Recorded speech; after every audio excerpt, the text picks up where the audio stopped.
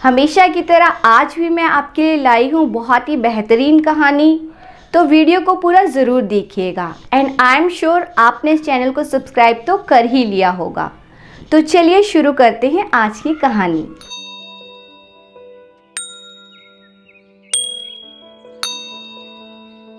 वर्तिका खिलखिलाते हुए अपनी माँ नंदा जी से बोली, माँ देखो उन्होंने कहा है मुझे बहू नहीं बेटी बनाकर रखेंगे और शिवम जी सरकारी नौकरी में है।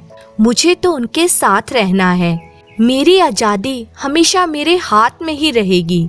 सासू माँ खुद इतने मॉडर्न विचारों वाली हैं, मेरे तो वारे न्यारे हो गए। हाँ बेटा, लता जी से बात कर कर मेरा सारा डर खत्म हो गया। मेरी रानी बेटी राज करेगी राज, जैसे यहाँ घर में राज दुलारी रहती थी बिल्कुल वैसे ही ससुराल में रहेगी। एक लंबी सांस लेते हुए बोल रही थी, अरे बहू तुम क्या आंखें फाड़ फाड़ के नजर लगाने में लगी हो? फटाफट दाल पीसो, करारे करारे मुंगड़ी निकालने हैं। और हाँ, लहसुन धनिया पुदीने की चटनी अलग बनाना और टमाटर की चटनी अलग। यह नहीं कि अपने आलस में सब कुछ मिक्स कर दो। मेहमानों को अपने खान पान स्वागत से निहाल कर देना है। उन्हें भी तो पता चले हमारी राजकुमारी के घर में खाने पीने की कोई कमी नहीं, ठाट से रहती है। और अगर तुम दोनों में से किसी ने भी गड़बड़ की तो तुम्हारी खैर नहीं। नंदा जी गुस्से से लाल होते हुए बोली, हाँ मम्मी, भाभी से अच्छे से कह देना कुछ भी गड़बड़ नहीं होनी चाहिए। मैं नहीं चाहती कि मेरी होने वाली सास और शिवम जी को हमारी खातिरदारी में जरा भी कमी लगे और उन्हें पता चले हमारे घर की बहू है एक नंबर की आलसी और कामचोर। वरना क्या इज्जत रह जाएगी आपकी मेरे ससुराल वालों के सामने। अभी से मान सम्मान करना सीख लीजिए, आगे काम आएगा। वर्तिका अपने रौब में बोली चली जा रही थी। बहू राधिका रात को देर तक अपने कोचिंग वाले बच्चों के लिए पेपर सेट करने के लिए मोबाइल पर व्यस्त थी, इसीलिए सोने में देर हो गई। फिर सुबह जल्दी उठने के कारण आज राधिका का सिर दर्द हो रहा था।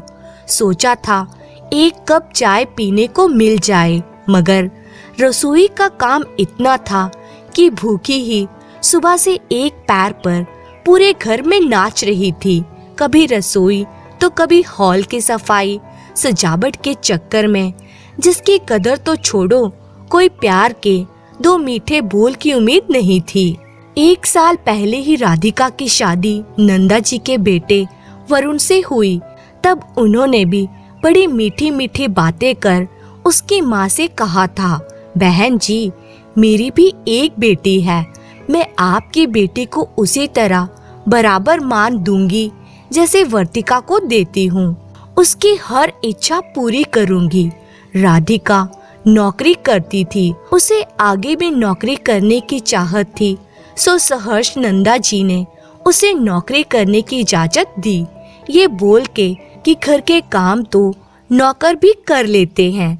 हमारी बहू काम पर जाएगी तो हमें बड़ा गर्व होगा, बोला था। मगर ससुराल में कदम रखा उसी दिन से सबके बोल पलट गए। बहू तुम्हें सुबह सबके उठने से पहले नहा धोकर रसोई में चाय नाश्ते की तैयारी करनी है। ससुर जी के ऑफिस, ननद देवर का कॉलेज जाने का समय, टिफिन में क्या क्या जाएगा अच्छे से समझा दिया। खाने में किसको क्या पसंद है ना पसंद है बताया। सुबह से शाम तक इन्हीं कामों में व्यस्त रहती राधिका बोली, माँ जी मैं अपना ऑफिस ज्वाइन करना चाहती हूँ। तुम्हारे चाहने से क्या होता है?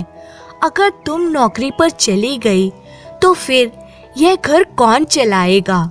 तुम्हें लगता है इतने साल जिम्मेदारी उठाने के बाद अब मेरे अंदर ताकत बची है चूल्हा चौका करने की? राधिका बोली, एक काम वाली तो आती है, खाना बनाने वाली रख लेंगे तो घर की व्यवस्था सुचारू रूप से ही चलेगी। कैसी बात करती हो बहू, तुम्हारे होते हुए हम बाइयों के हाथ का खाना खाएंगे? बिल्कुल नहीं।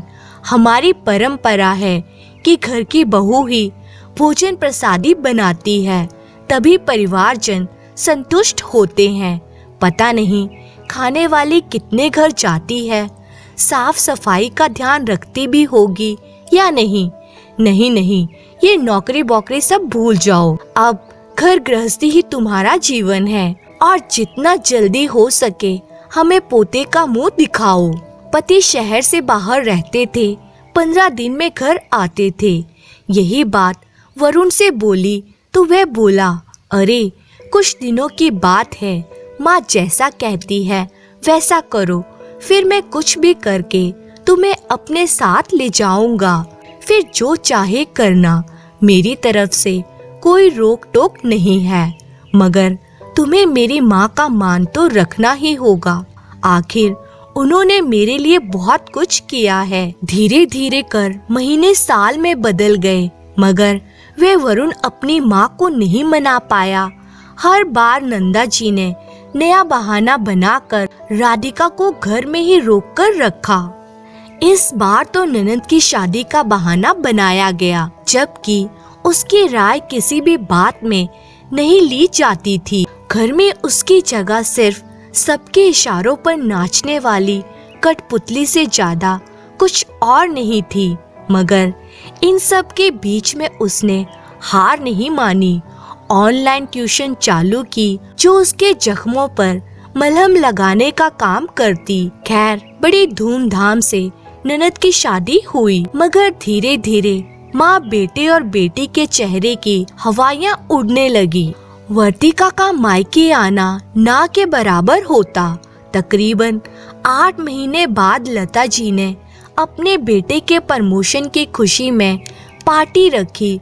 सभी घर पहुँचे तो देखा वर्तिका पूरा समय रिश्तेदार और मेहमानों की खातिरदारी में लगी थी। बीच बीच में अपनी सास की फटकार सुनकर उसका चेहरा पूरी तरह उतर चुका था, जिसे देख माँ नंदा जी बहुत उदास थी।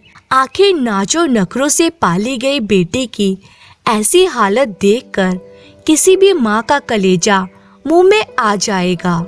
सब कुछ देखकर भी नंदा जी कुछ बोल नहीं पा रही थी। धीरे धीरे मेहमान जाने लगे। अंत में नंदा जी ने भी जाने की इजाजत मांगी तो वर्तिका बोली, माँ थोड़ी देर और रुक जाइए, आपसे तो कुछ बात हो ही नहीं पाई। इतना सुनते ही लता जी के कान खड़े हो गए। वह बोली, क्यों भाई, हमारे घर में तुम्हें कष्ट है जो अपने मायके वालों को रो रो कर बताना चाहती हो। लता जी का दोगला व्यवहार सबके सामने आ चुका था। उन्होंने इतने महीनों में वर्तिका को बहुत परेशान किया, यहाँ तक कि घर के नौकरों को भी नौकरी से निकाल दिया। जब उसने पति के साथ जाने की बात कही तो अनगिनत बहाने बनाकर उसे रोक लिया। कुल मिलाकर जो कुछ भी माँ बेटी ने राधिका के साथ किया था, वैसा ही कुछ आज वर्तिका के साथ हो रहा था। तभी अचानक राधिका बोली, आंटी जी, ये आपने अच्छा नहीं किया।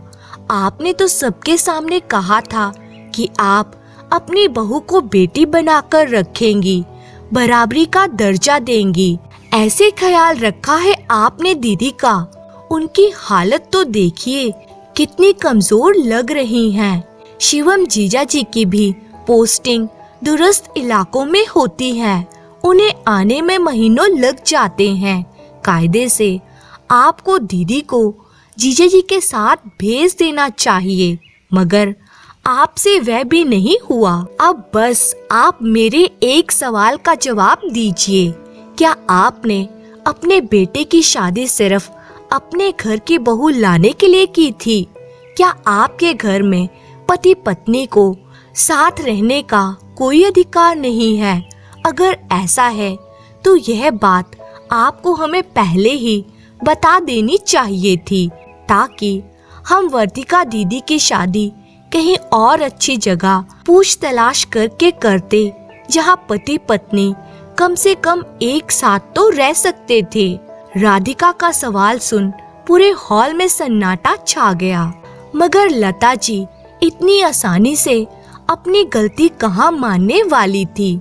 सो बोली, हद करती हो राधिका बहू, आखिर तुम भी तो पढ़ी लिखी हो, मगर घर गृहस्थी में डूब गई हो। कौन सा तुम्हारी सास तुम्हें नौकरी करने दे रही है, और तो और पति के साथ जाने भी नहीं देती। फिर तुम क्यों अपनी ननद की तरफदारी में लगी हो? भला मैंने कौन सा नया काम कर दिया? हर सास को अपनी बहू की चाहत होती है। पूरी जिंदगी हमने काम करते हुए निकाल दी, अब हमें भी तो सेवा का मौका मिलना चाहिए कि नहीं? राधिका लता जी से बोली, आपने बिना कुछ जाने मेरी तुलना दीदी से कैसे की? मुझे मेरे ससुराल में कोई कमी नहीं। शादी के पहले मैं नौकरी करती थी, मगर उसके बाद मैंने नौकरी से ब्रेक लिया है ताकि मैं घर में अच्छे से रच बस सकूं। उसमें भी मैं ऑनलाइन ट्यूशन पढ़ाती हूँ।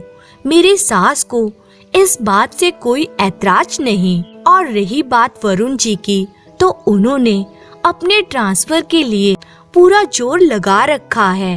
वे चाहते हैं कि इस उम्र में अपने माता पिता की देखभाल की जाए। अगर हम लोग घर से चले गए तो मम्मी पापा जी का क्या होगा? मगर आपने तो हमारी हर बात का गलत मतलब निकाल लिया। ये आपने बिल्कुल ठीक नहीं किया। राधिका की बात से पूरा मामला ही पलट गया। सबके सामने लता जी नजरें झुकाकर खड़ी थी, तो दूसरी तरफ सास नंदा जी, ननद बर्तिका, पति वरुण भी कुछ कम शर्मिंदा नहीं थे। माना बहू ने उनकी तरफदारी की थी, मगर ईश्वर गवाह था कि उन्होंने ऐसी सोच अपने बहू बेटे के लिए कभी रखी ही नहीं थी। मगर आज एक बहू ने पूरे समाज के सामने अपने ससुराल की इज्जत को 4 गुना बढ़ा दिया था। नंदा जी ने अगले दिन ही अपने बेटे के साथ बहू राधिका को भी उसके कार्यस्थल पर विदा कर दिया। उधर समधन को भी अपनी गलती का एहसास था। उन्होंने वर्तिका को शिवम के साथ रहने भेज दिया और नौकरी पर लगी पाबंदी को हटा दिया। बहू राधिका को घर के फैसलों में वरुण के बराबर भागीदारी मिलने लगी। साथ में ननद भाभी के रिश्तों में काफी मधुरता आ चुकी थी। सही मायने में अब दोनों घरों में बेटा और बहू सभी को बराबरी का दर्जा मिल गया था। दोस्तों, आपने सुना होगा, हाथी के दांत खाने के कोई और दिखाने के कोई और होते हैं। बस कुछ ऐसा ही हमारी कहानी में था, जहाँ सास कहती कुछ और है मगर उन्हें करना कुछ और होता है। मगर यहाँ बहू की सकारात्मकता ने पूरी बाजी को ही पलट डाला। सास की सोच भी बदली, साथ में अपने मन चाहे मुकाम को हासिल कर लिया। धन्यवाद।